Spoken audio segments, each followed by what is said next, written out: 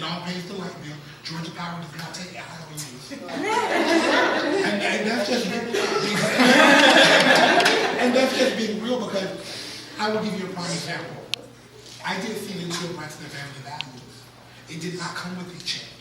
All of my friends and family told me, do not do it. But for me, I had to look at, this is Toni Braxton. This is Icon. This opens doors for me to be able to call Versace, Dolce & Gabbana, and such. Now, 4 months after doing that, I got a check. But going in initially, no, I didn't. I sacrificed. So sometimes you have to sacrifice to be able to get to where you want to go. At the end of the day, you have to keep working. You have to keep figuring out, because you're an entrepreneur. You don't have a 401k. You don't have days off. You don't have sick days that you can take. You have to work 24 hours a day. If anybody tells you otherwise, they're a damn lie. I don't get 6 hours of sleep. I'm an entrepreneur. I get maybe 4 if I'm good. Because I'm working. But as an entrepreneur, you're hustling. And I say, this is a really bad analogy, but I use it. It's like selling dope. You gotta move from one corner to the next. If it ain't moving and popping over here, you pop over here. You got to make your money.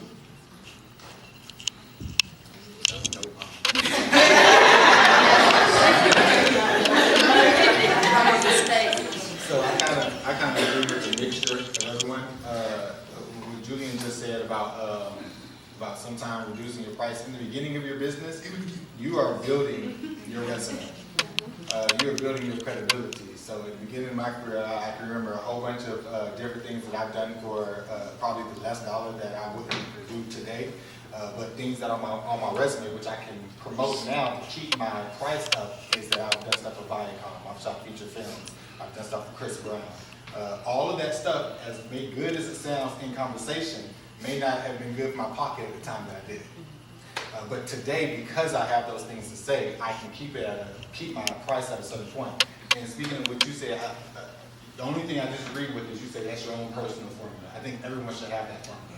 You should define what you need to live at minimum, and divide that by each 12 months, and divide that by whatever price point you set, and that's how many times you must work in a month in order to meet your goal. And that's the formula that I work on. I live very comfortably based off of that. I don't stress about business at all, because I know exactly how much work I must do. Once I meet that goal, and I try to meet that goal at the beginning of the month, I live freely for the rest of the month, and I typically put more work. You know, so I think everyone should definitely have that formula, but also know in the beginning you are definitely going to, and even later on, like if somebody really, really big even wants to hire me, they don't want to pay me, a big dollar. I don't know why they would. But if that happens to come, I still may, offer my time because I love what I do.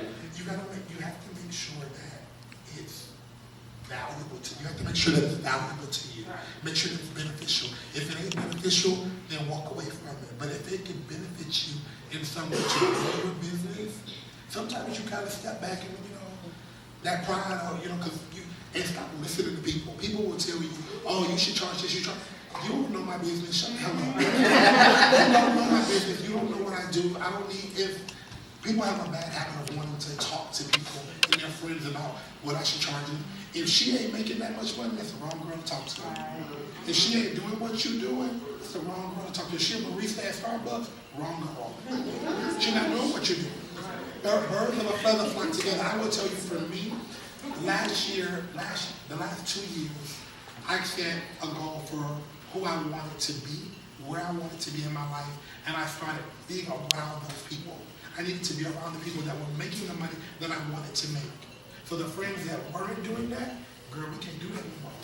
Like, I can't hang out and kick it with the club with you. I need to go hang with Dina. She got that BTV check. That I got because I gave up a day of work. Exactly. Right now, Beauty called me, said, could you come over here and film a sizzle with me? I was like, a what? Went over to her shop, told my clients I'm going to reschedule her for the next day. I'm going to go over here and have her film the sizzle. I don't know what it is, but I'm going to go over here and do it. And it's letting me.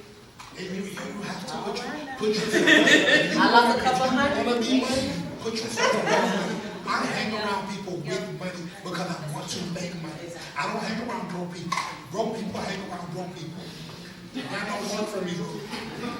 You know what? And when I first, well, not first starting business, but one of my clients, one of my biggest clients is an investor, and some of the first listings that they gave me were $30,000 property here, $20,000 property here, 50. And my broker looked at me like, Sarah, why are you taking these listings? I was like, because I've looked this client up. They don't just have $30,000 listings. I know these checks are small, but you know what? Like, they gave me millions and millions in business this past year. And they give me $30,000 listings still, but they also give me $500,000 listings, $300,000 listings, $1 million listings. So a check is a check. I might have a closing for $1 million property this week, but I might also have a closing for a $20,000 property. And you know what? I'm still proud. It's still a check. Can I conclude with April, please? I think that's it, everything. I was taking notes as well. Okay, good. I just want to tell you the book.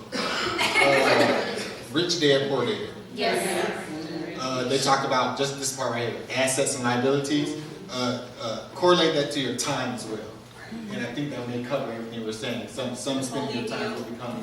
They have a work, that's why I have a work book that helps you get to that number and helps you realize like what your goals are. And Oh, wow. It is Think and Grow Rich. Yes. It's Rise by Ariana Huffington. I'm just reading. Great book.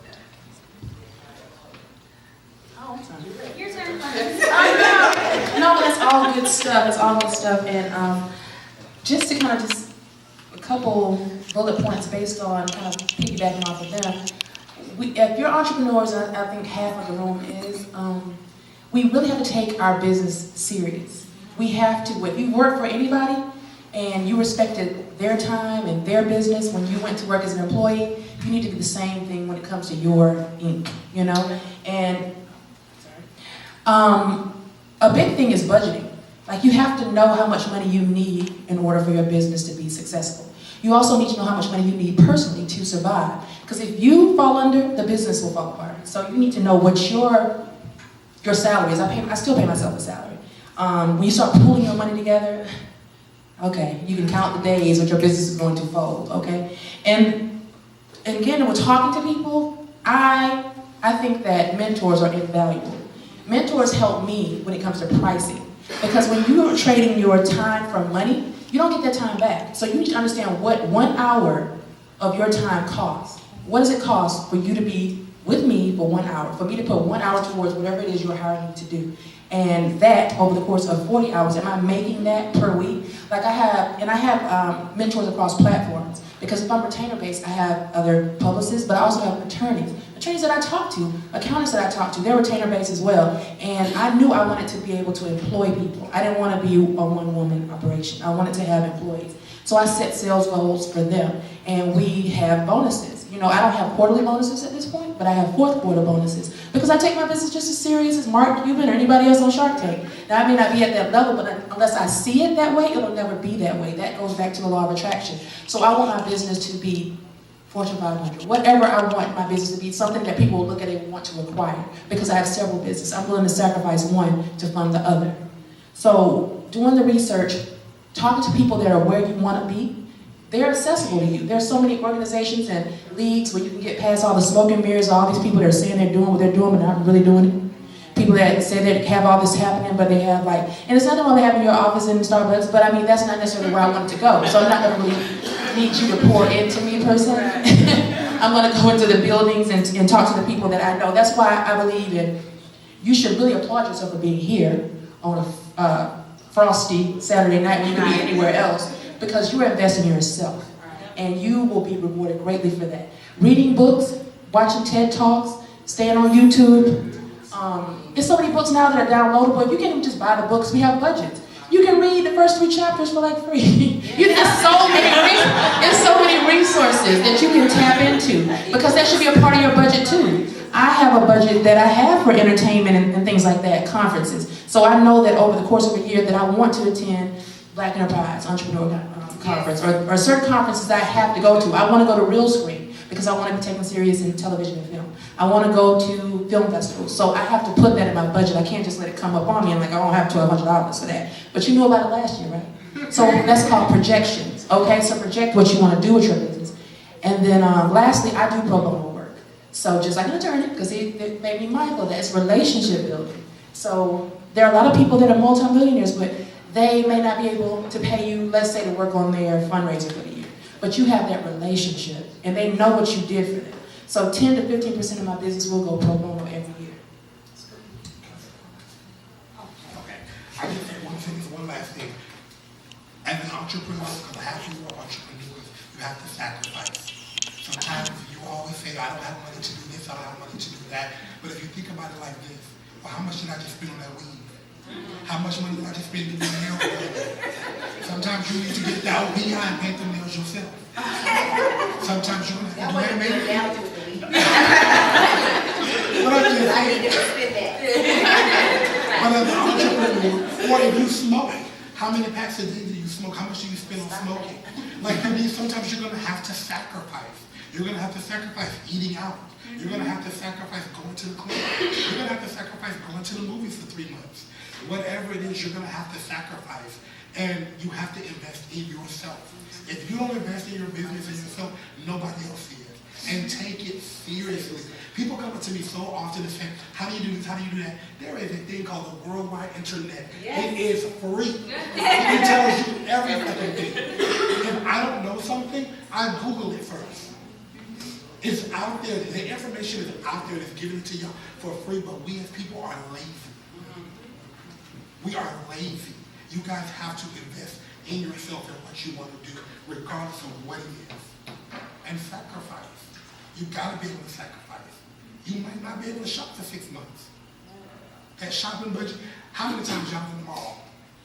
Shopping, buying online. Put that money towards your business.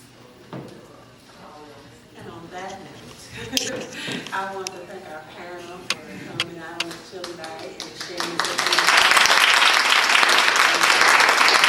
Before Kenyatta gives closing remarks and stuff like that, I wanted you to take a moment because we have some vendors over here. So while you're mingling, taking pictures, all those good things, maybe asking some questions on the side, I want you also to make sure that